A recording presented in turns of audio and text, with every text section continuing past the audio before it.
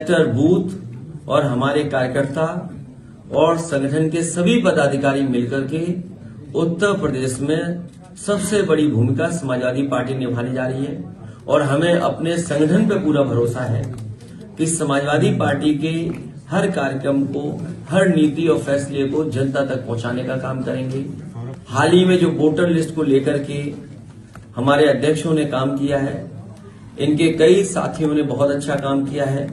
कुछ शिकायतें भी आई हैं और हमें उम्मीद है कि जब वोटर लिस्ट फाइनल छप करके आएगी उस समय गांव स्तर पर, बूथ स्तर पर लगातार अधिकारियों से संपर्क रख करके वोट कहां कटा है, कहां बढ़ा है, उस पर पूरी जिम्मेदारी से काम करेंगे, क्योंकि भारतीय जनता पार्टी हर तरह से हस्तक्षेप करेगी। आयोग को भी कहीं न कहीं दबाव मिलेगी। जो अधिकारी हैं वो भी कभी कभी भारतीय जनता पार्टी के रूप में काम करते हैं, इसलिए हर तरफ संगठन के लोगों को नजर रखनी पड़ेगी। और आने वाले समय में जो गठबंधन या गठबंधन के साथ जो दल साथ लड़ेंगे, हमारी पार्टी के सभी कार्यकर्ता, नेता, साथी मिलकर के जो जहां लड़ेगा वहां उसकी पूरी जिम्मेदारी से मदद करने का काम करेंगे। यही लोग हैं जो लगातार मैदान में रहेंगे और हमारे सभी प्रदेश के और राष्ट्रीय पदाधिकारियों की जिम्मेदारी बूथ वाइज बांट करके उनको जिम्मेदारी दी जाएगी। भारतीय जनता पार्टी लगातार इस बात का प्रचार करेगी कि विकसित भारत बनेगा। क्या विकसित भारत किसानों की बिना आय बढ़े हो जाएगा? हमारे देश की अर्थव्यवस्था तभी बेहतर होगी जब हमारा किसान और गरीब खुशहाल होगा। बीजेपी के लोगों ने कहा कि किसान की आय दोगुनी करेंगे, लेकिन आज दिल्ली के 10 साल पूरे हो गए और उत्तर प्रदेश की सरकार के लगभग 7 साल पूरे हो जाएंगे, लेकिन किसान की आय दोगुनी नहीं हुई। नौजवान बड़े पैमाने पर बेरोजगार हुआ है, उसकी नौकरी छीनी गई। इनकी सरकार में जो भी नौकरी मिल रही है वो अपमान से भरी नौकरी है। समाजवादी पार्टी इस बात को कहती है कि जब भी समाजवादियों को मौका मिलेगा, देश के और प्रदेश के नौजवानों को उनको सम्मान का, रोजगार सम्मान का नौकरी मिलने का काम हो।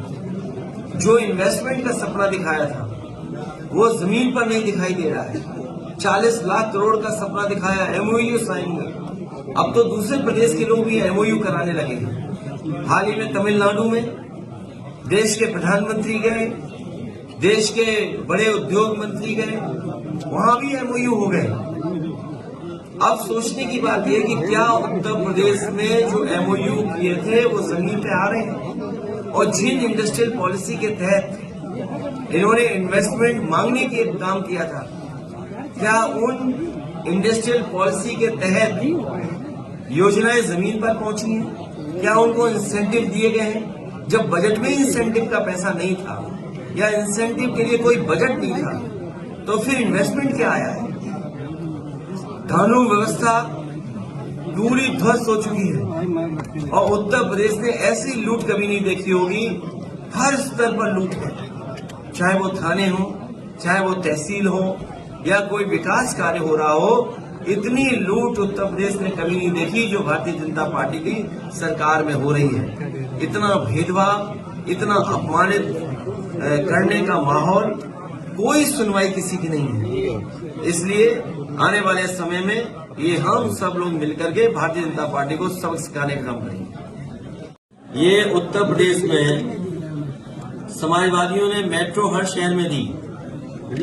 लखनऊ की मेट्रो समाजवादियों की देन है, कानपुर की मेट्रो समाजवादियों की देन है, आगरा की मेट्रो समाजवादियों की देन है, दिल्ली से नोएडा जोड़ने वाली मेट्रो समाजवादियों की देन है, नोएडा से ग्रेटर नोएडा जोड़ने के लिए समाजवादियों की देन है। और हमें खुशी इस बात की, आज मैं एक अखबार का कॉलम पढ़ रहा था जिसमें ये आंकड़े बताए गए हैं कि 2017 के बाद और अभी तक 8.4 करोड़ लोगों ने मेट्रो में सफर किया है। इतनी बड़ी उपलब्धि भारतीय जनता पार्टी की किसी योजना की नहीं होगी। जो लखनऊ में समाजवादी पार्टी की सरकार में बनी थी मेट्रो, उसकी उपलब्धि दिखाई दे रही है। और मैं तो कहूंगा देर आए दुरुस्त आए। अब सरकार ने फैसला लिया है कि अगले फेज की भी मेट्रो बनेगी।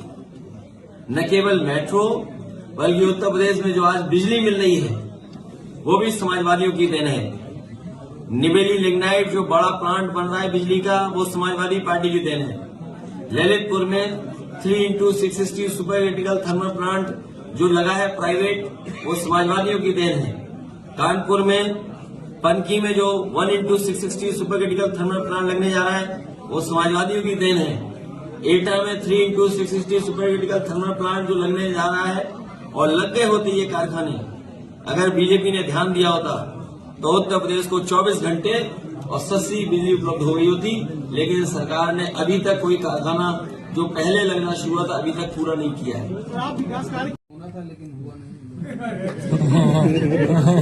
देखिए, ये हमारे बुंदेलखंड के भी अध्यक्ष वगैरह बैठे होंगे, आपको पता होगा देश के प्रधानमंत्री जी आए, उन्होंने कहा यहां पर मिसाइल्स बनेंगे, एयरक्राफ्ट बनेंगे।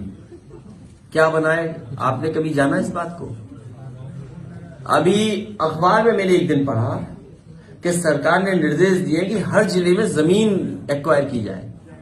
जब 3 साल पूरे हो जाएंगे तो जमीन एक्वायर करेंगे आप, तो आपका इन्वेस्टमेंट कब आएगा? तो आपकी आधी अधूरी तैयारी थी, कोई तैयारी नहीं थी आपकी। और फिर सरकार ये बताए कि किस इंडस्ट्रियल पॉलिसी के तहत इन्वेस्टमेंट आया है और जो इंसेंटिव्स आपने दिए थे, जो इंसेंटिव्स आपने अलाउ किए थे या आपने अपनी इंडस्ट्रियल पॉलिसी के अंदर लाए थे, उसमें कितने इंडस्ट्रियलिस्ट को आपने इंसेंटिव दिया है? बजट में था क्या वो पैसा? तो असली बात तो आप बोलते नहीं हो। आप पूछिए उनसे कि इंसेंटिव कितने इंडस्ट्रियल हाउसेस को आपने दिया है।